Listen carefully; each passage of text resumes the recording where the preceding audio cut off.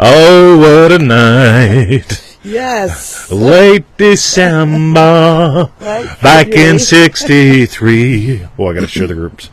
All right, we're going to do this again, guys. Start all over. The sun will come out for 20. Not in that group. So hopefully people will find us here now. All right. Oh, they will, because they're intelligent. Intelligent. Hello,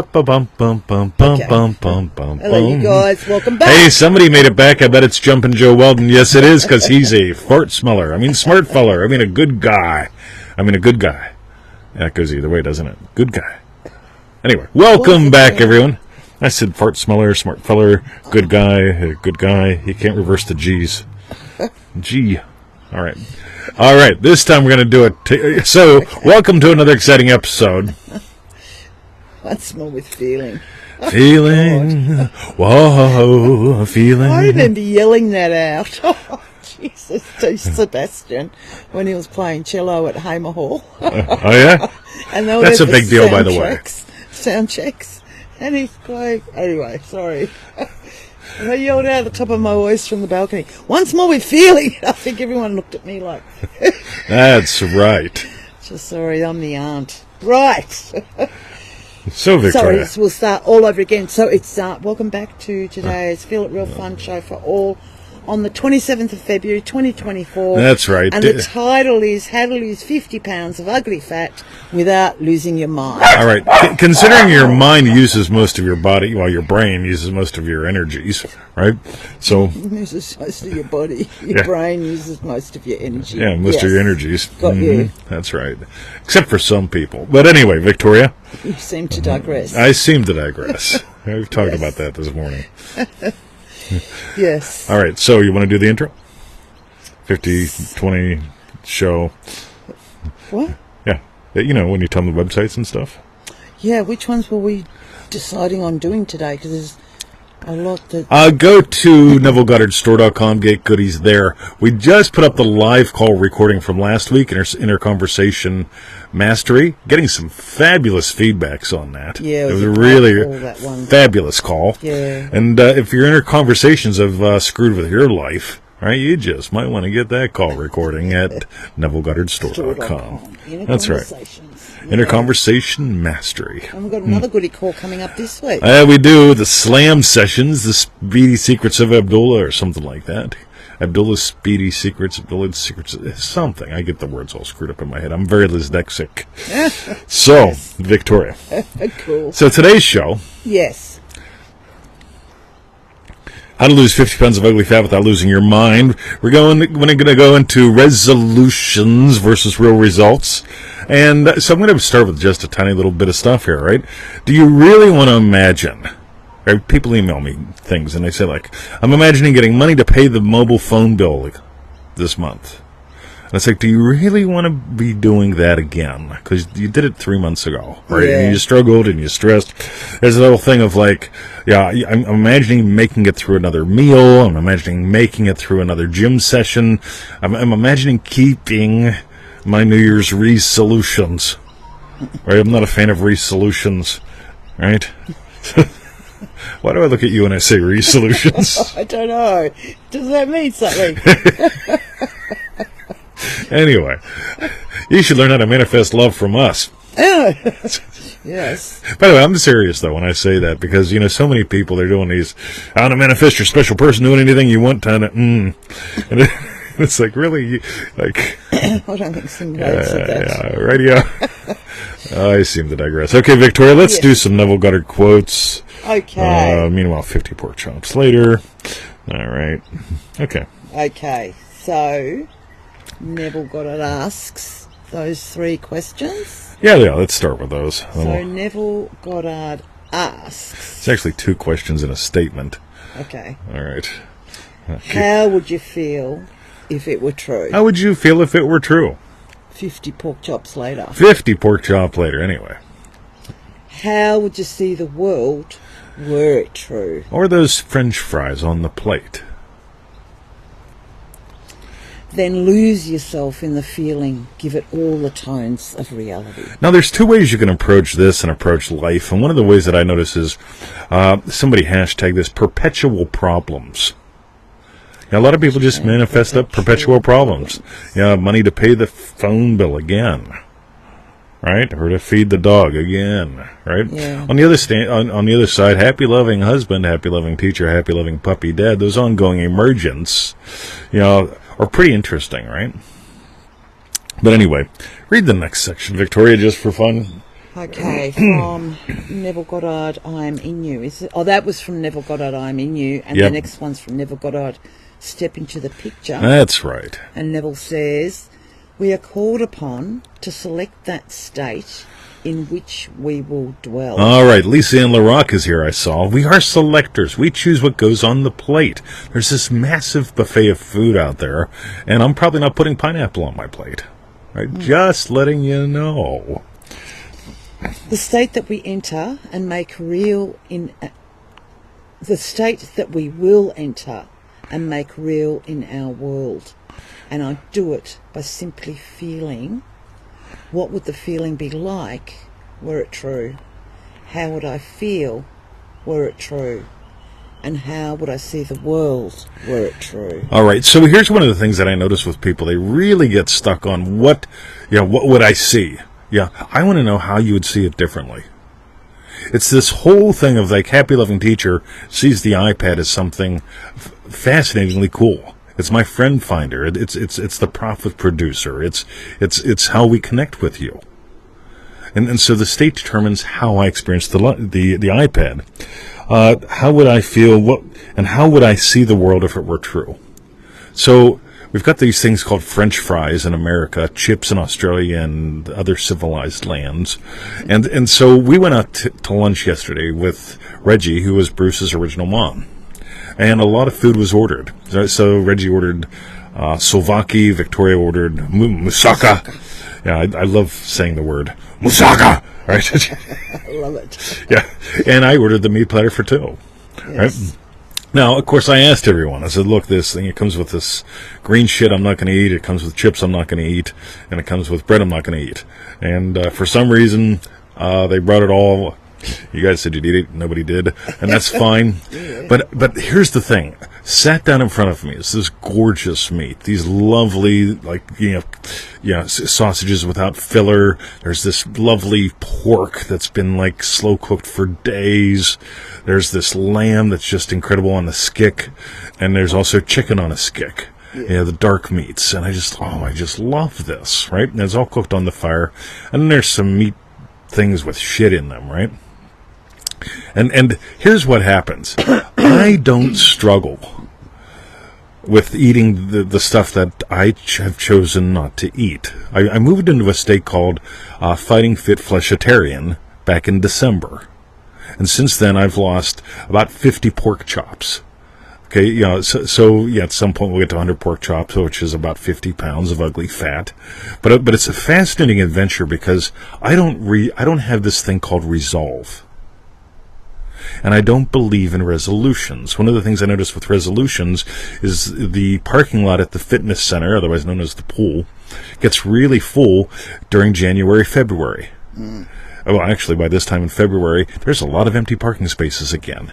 They've given up, right? Their resolution, their resolve has died. Me, on the other hand, I've got this identity. Fighting Fit Fleshitarian. I find it extremely easy to go, I don't eat that shit. Not interested in it. Right, do you guys want it? You guys don't? Yeah, you just don't even bring it to the table. I give it to the guy out back, right? Not interested in it, right? If there was a homeless guy there, I would have taken it out to him. There wasn't. So the thing is, you can use this as a way to try to manage your thinking, to manage your problems, or you can use this as a way to give life to an identity. So it's been, what is it?